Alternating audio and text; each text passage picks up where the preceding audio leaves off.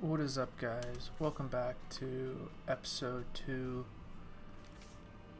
I guess I'm just gonna call this Let's Talk.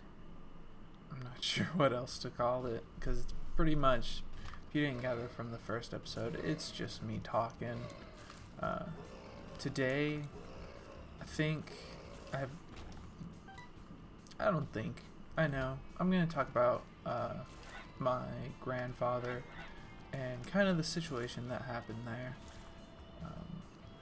So let me start off with some backstory. So I grew up in the military, well, in a military family, and so I didn't grow up around family a whole lot. It's pretty much just been me and my immediate family. Didn't see my grandparents a whole lot. Rarely. It was rare. And I mean, basically just family in general.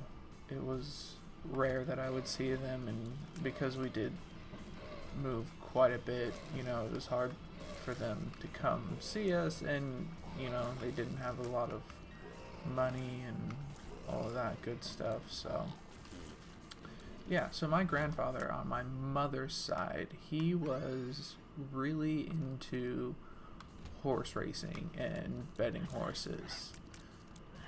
Now, one can be said that that's not the optimal choice of what to spend your money on.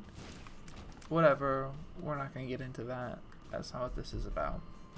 So, since I was young, whenever I would see my grandfather, we would watch horse racing, as much as we could, because, I lived in Germany, so there really wasn't a whole lot of that for us to watch, especially in, English, so, but nonetheless, he enjoyed it, and he talked about it quite a bit, and he got me into it. So once we did move to where that was something we could watch and stuff, I watched it with him because okay, so I'm part Mexican, so I feel like gambling's kind of in my blood with my grandpa on my mom's side, and then the family on my dad's side. I just kind of feel like it's in my blood. At least now that's how I feel. And so I love betting in any capacity. Whatever it was, poker, blackjack, betting the horses, going to casinos and slot machines and stuff. I just like gambling. Making money, I guess, is really what's at the heart of all gamblers, is they like making money, and gambling's a way to make a lot of money and lose a lot of money. And so my grandpa taught me basically how to bet horses, what to look at, and he actually got me really good at it, and it was something that we bonded over. It was fun, and I enjoy it, and I remember those memories, and it's great. So in the fall semester, my grandfather passed away, and he had been sick for a long time, and strokes and diabetes and heart attacks and a lot of issues. And so finally he gave out, and so that was, it was hard, and that's one of the reasons why I decided not to start recording in the winter break, and during the fall semester. It wasn't in me. And so that's, you know, that's something that I've always kind of kept with me, and I continue to do it because, one, it's cool to see the horses and watch them race and stuff like that. It's a good time. We all have fun, you know, spend a little money, possibly win a little money, probably lose a little bit of money. But, you know, my grandpa, that's kind of what he stood on, and he was like, you know, I'm not always gonna win, and you can't cash every ticket, but when you do get to cash that ticket, man, does it feel good. So it's one of those things that I hope I can teach my kids, and they enjoy doing it, and you know, it's something that I like to do for fun. I mean, it is fun to me, and I learned some good stuff from it. And I mean, it's weird, like even little stuff, like everyday stuff that you can think of, you know,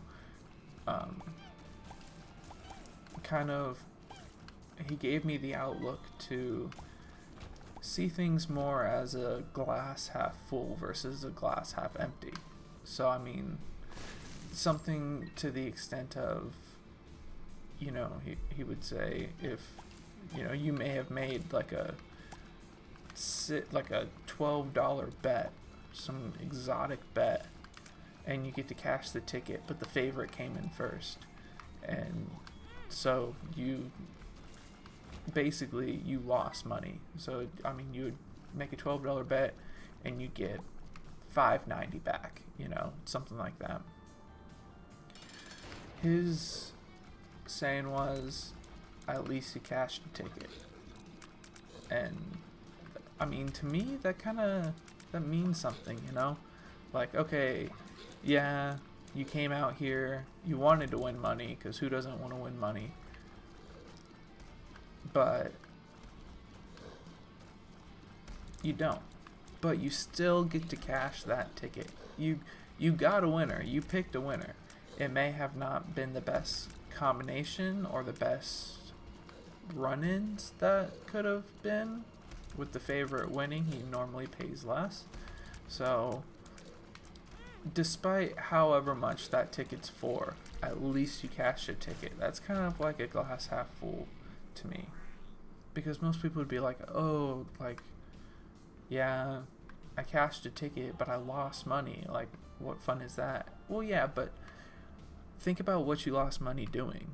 You came out there, you had a good time, you got to hang out with friends or family or whatever, and you got to do something fun, enjoyable that you all got to partake in, and it's just, it doesn't matter if you make money at that point. I mean, okay, so say you don't cash a ticket, yeah, that sucks. But just the little bit that you can take from that is, okay, but look at what you were doing. You're spending time with friends or family. You were having a good time. Like, you don't always have to win at something, generally speaking. You don't have to win. You don't have to come in first. You don't have to be the best. You know, it's the little things. So, I mean, that's something that I'll always keep with me, and something that I'm sure he'll keep with him wherever he may be. And so it's just little things like that. And of course, when he died, I was devastated. And my sister said something about someone, and basically it was kind of like, well, why are you so upset if, like, you barely saw him, you barely spent time with him? Like, it was almost like she was saying just because you didn't see him a lot or didn't spend a ton of time with him means that you don't have a reason to be so upset about them passing. At least that's how I interpreted it. And I very well could have been wrong, but that's how I took it. And that really sucked because I didn't see him a lot and spend a lot of time with him. And, you know, it wasn't my decision to not see him a whole lot and not spend a whole lot of time with him. But that doesn't make the feelings any less valid. So that's always something to remember, that just because you don't see maybe the importance of it or the feelings that are associated with it and stuff, how little they might be, doesn't make them any less important. And that could go with anything, like something like, oh, I don't know, maybe you see someone doing something, or your friend likes to do something that you find weird or like awkward or something like that. You just don't like it because you're not into it and you don't see the enjoyment of it and stuff like that. That doesn't mean it's any less of an enjoyable situation. Like, you know, just because you don't like it does not mean that it's wrong or that it shouldn't be done by anyone or that it's lame or stupid. No, that's not how that works. Because everything is relative. Everything is relative to your situation and to your current state.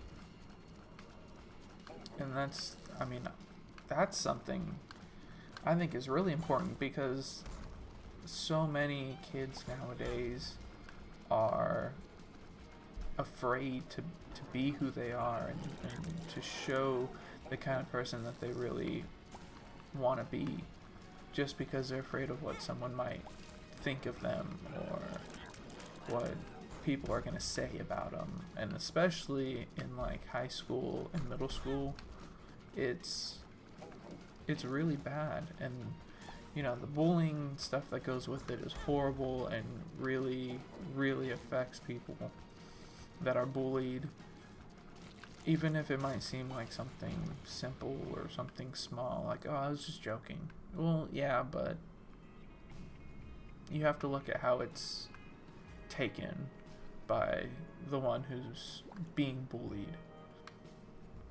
It's not an enjoyable time. Now, if you're all just hanging out, joking around, you know, you and a bunch of friends and stuff, that's fine. But when it comes to some external person or some external source, then it's not the same, and you don't want to push your limits with that, because you don't know. So just because it doesn't make sense to you does not mean that it doesn't make sense at all, and that it shouldn't make sense to anyone, and it shouldn't be done. Like, that's not in any way, shape, or form true or accurate to how life is. And even with like adults and stuff like that, I see it and hear about it from friends and family members and stuff. Like, it's ridiculous. So like I said, I mean, it's all relative to to who you are and to the person you are. And so I hope you don't let other people saying whatever they have to say mean nice. Well, of course, if it's nice, you know, that's fine. But anything mean or judgmental or put downish things that people might say are, I mean, just remember that it's not, and your feelings and ideas and emotions are valid no matter what anyone else has to say. I mean, that's just how it is, because at the end of the day, who are you trying to make happy? Yourself or those people? And if you change the way that you think and feel about certain things just because of how another person thinks, at that point, are you even really human? Are you even yourself at that point? And I mean, like, human, okay, yeah, you're human. Okay, that came out wrong. But are you you? Are you the person that you are and that you want to be? No, probably not. Because you're no longer doing the things to benefit you or your happiness or your pleasure. You're doing what somebody else finds happy or pleasure. And sometimes you gotta do that in a relationship, or, you know, in a marriage and stuff. Even at a job, sometimes you have to do things you don't want to do. But when it comes to something external and something, I would say, simple like that, no, there's no reason for you. Oh, well, I think that was a good talk, and I hope you guys got something out of it. That's really my goal. So, like I said, be who you are. Don't change for other people. Don't act differently because of how other people think or feel, because it's all relative. And, you know, if your happiness, doing something that makes you happy, is cashing your ticket, then do it. Because there should be nothing that stands in your way from being happy.